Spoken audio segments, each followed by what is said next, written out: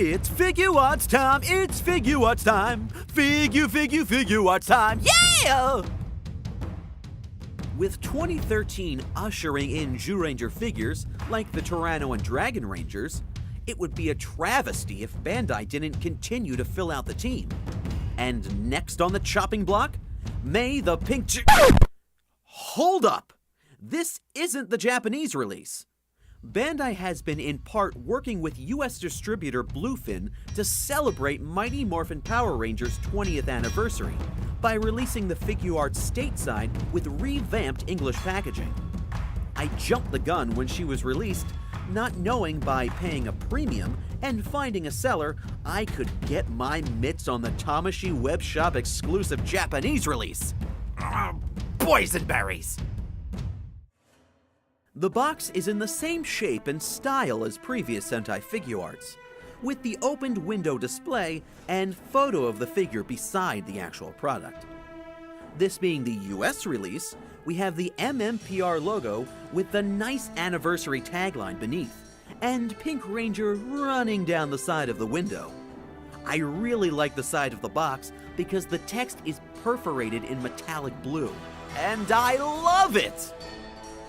The back is the same as others, showing off a few posing options and selling points for the figure. Man, this toy looks good! She may be a figure, but this looks just like a suit actor, with all of the attention to detail that might confuse you if you only glance at it quickly. Like all of the seam lines, ridges on the gloves, details and folds to the boots, and even the undersides of her feet!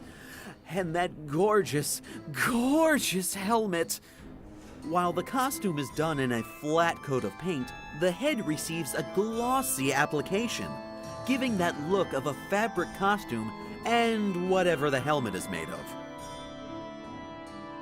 No expenses were cut, and even attention was given to her belt. She's got her trusty gun holster, which pivots back and forth, and even her morpher is exquisitely sculpted. You can even make out her pterodactyl power coin in there, a point most companies would probably skip over. With this being a female figure, she has a different body and built smaller than her male teammates, so she doesn't share any parts with them. And as a modern figure, we finally have a Pink Ranger with a skirt, since all of the figures we had back in the 90s were without this.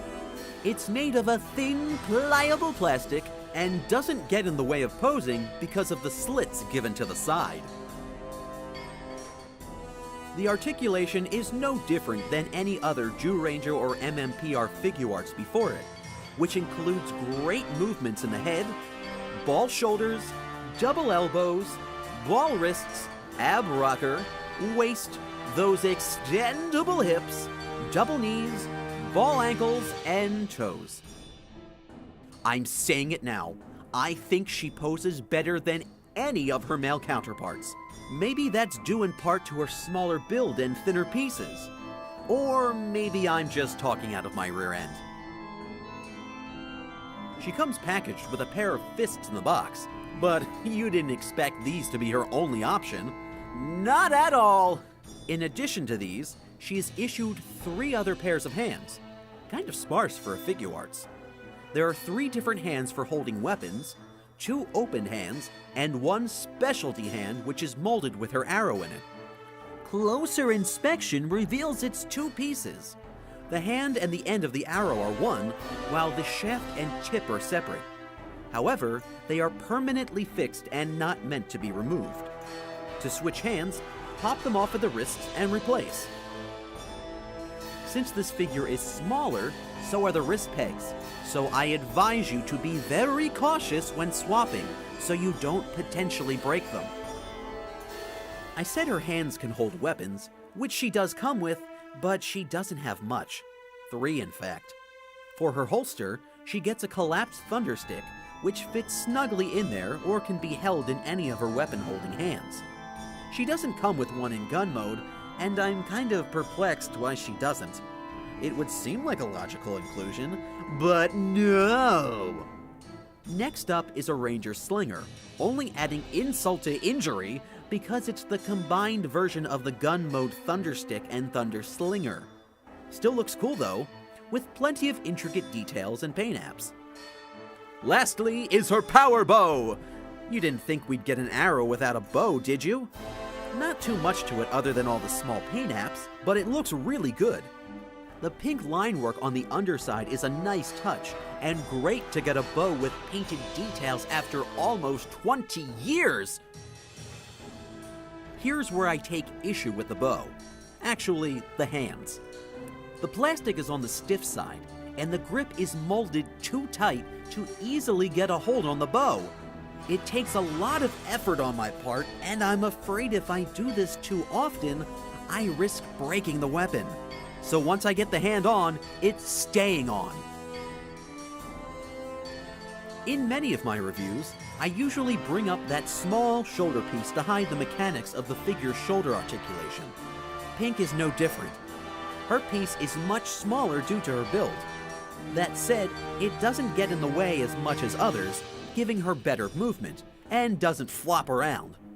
Only downside is the metal connector is more easily seen, but depending on how you pose her, it's easily hidden.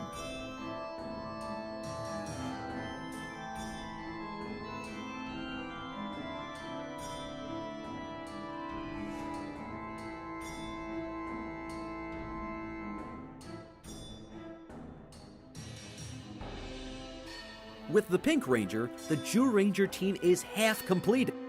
Not only that, she fulfills the need of those wanting to add more MMPR, Zyurangers, Pink Rangers, and female figures to their collection, which has my male Figuarts clamoring for her attention.